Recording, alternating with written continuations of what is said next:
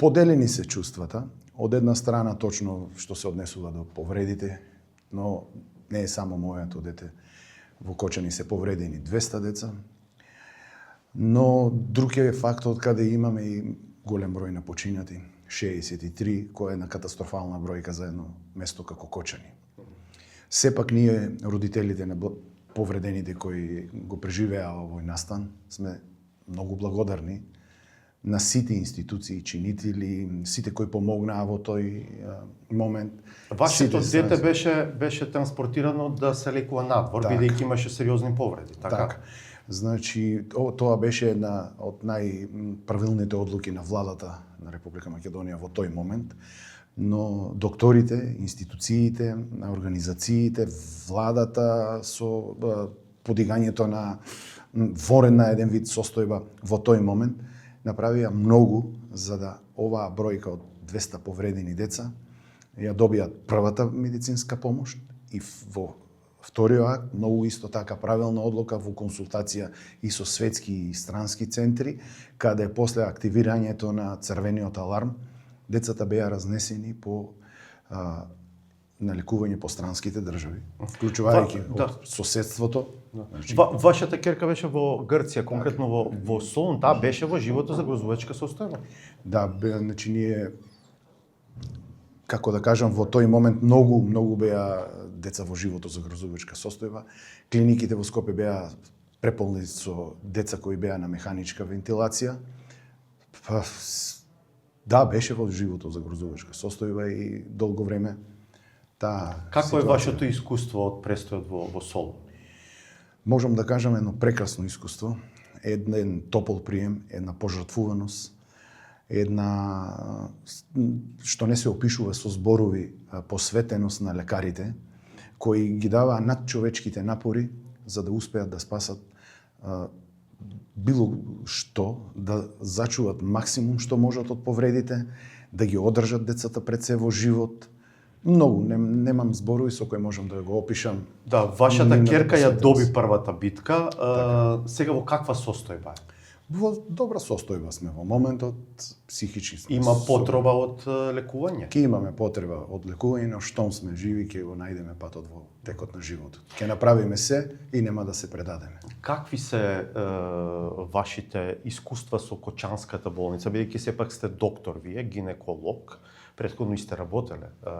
Тука на функцијата градоначалник дојдовте од една приватна болница во Скопје. Има ли капацитет Кочанската болница сега да им ја пружа негата што им е потребна на повредени? За постсанационите потреби во моментот се трудат лекарите во Кочанската болница да направат се, но во моментот немаме некои ситуации каде имаме отворени рани или било што, децата се веќе со затворени рани, ги прават неопходните превраски, ги прават третманите што се за лузните, кортикотерапија, лазер терапија, PRP. И тоа може да се изведува овде? Тоа може да се изведува овде во Кочанската болница. Од претходно бев критичар на функцијата на Кочанската болница и тоа не го кријам, бидејќи не беше тоа што се очекуваше.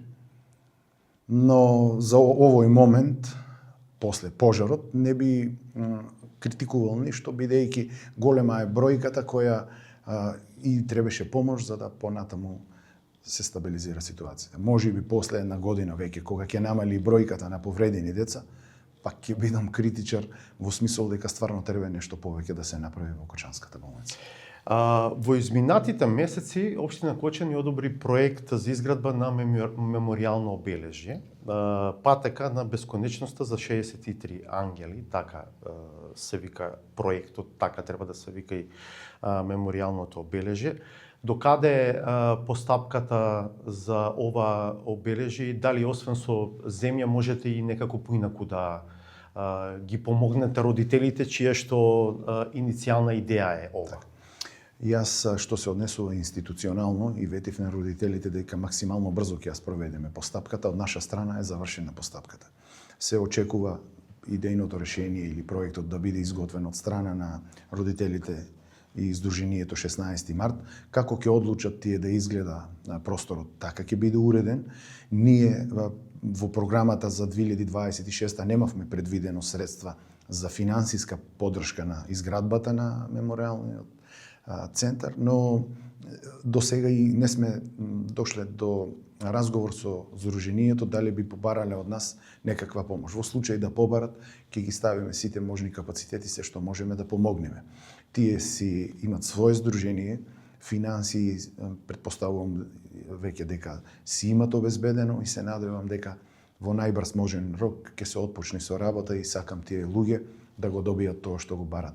Го спомнавте Сдруженијето, какви ви се релациите со нив, бидејќи тие од време на време изразуваат одредено незадоволство од односот на државните институции? Во моментот со нив имаме прекрасни односи. Јас сум човек што пред се во првите денови ги повика, ги слушав сите нивни барања. Не стануваше збор за било какви захтеви, се што ми е побарано во дел на ситни работи кои што може да се извршуваат и кои што може да се во локалната самоуправа и под ингеренција на градоначалникот, се ми е реализирано во тој однос. Во моментот имаме и заедничка соработка со нив, планираме заеднички настани и така. Реков, една од вашите мисии е да вратите надежта во општината. Што правите на тој план? Еве, што направивте до сега? Што планирате во иднина да правите? Многу имаме направено до сега, многу планираме и за понатаму.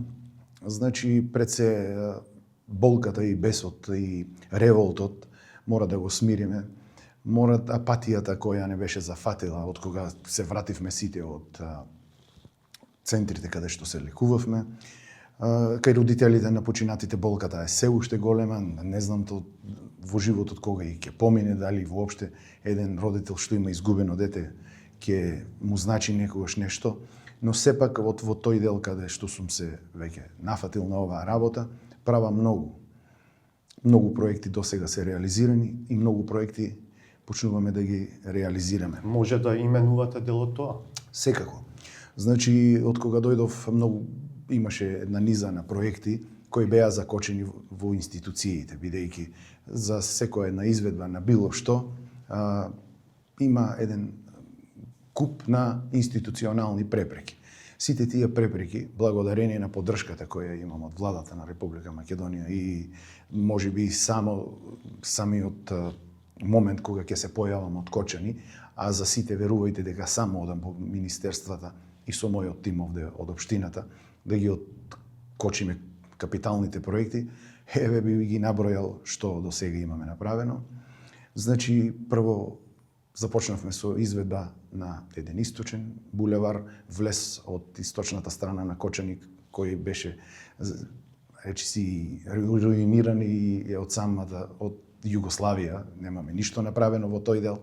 Започнавме каде и да е за 3 до 4 недели треба да поставиме камен темелник на старечкиот дом. 3 капитални проекти исто така влеснат во на Кочани од јужната страна каде би се поврзале со експресниот пат Штип Делчево.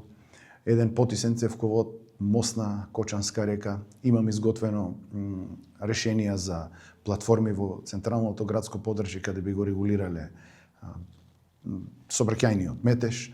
Започнав не градежни активности, туку уредување на дворот во Кочанската болница. Веќе може да се види и на веб страната на општина Кочани дека една вегетација која не беше допрена со години, веќе ја исчистивме.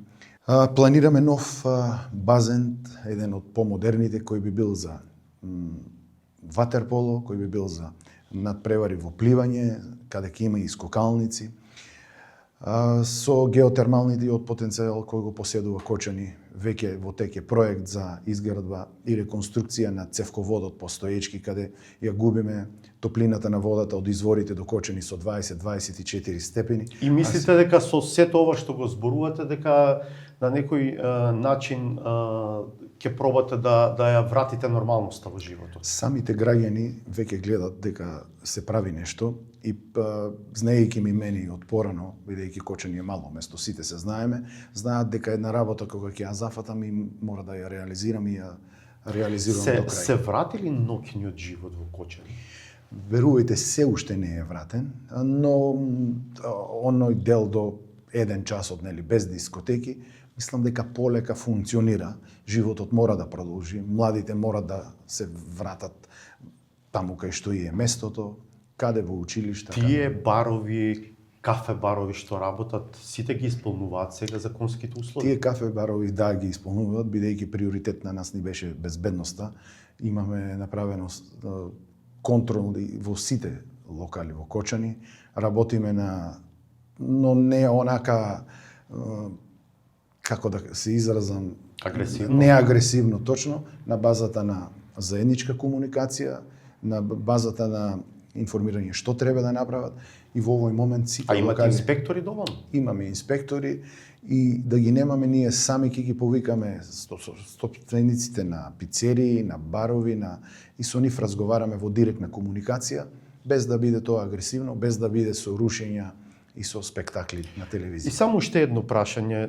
Имаше едно ветување за дополнителни 100 милиони евра за инвестиции за општина Кочани. Првично дојде од премиерот. Тој зборуваше дека тоа треба да се реализира во соработка со меѓународни партнери, пред се со Европската унија. Има ли некакво поместување во тој дел? Така, на таа основа и ние ги чекаме како општина и тоа ни е главното прашање од сите во градот и од сите медиуми.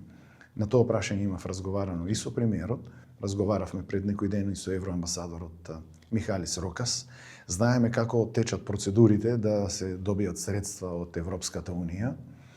И во моментот премиерот исто така е доста заложен за тој процес. Тој процес е во тек, но за секоја таква една реализација во Европската унија постојат соодветни критериуми кои треба да се исполнуваат.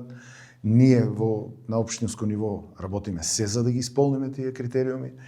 Имаме потврда и од евроамбасадорот дека и на владино ниво и за многу брзо очекуваме дека треба да се реализират или да почнат да се реализират тој проект, нели, Кочани 2026-2030, барем да почнат да се реализират дел од проектите, а ние сме должни да најдеме каде да ги реализираме парите. Благодарам за овој разговор. Благодарам и на вас.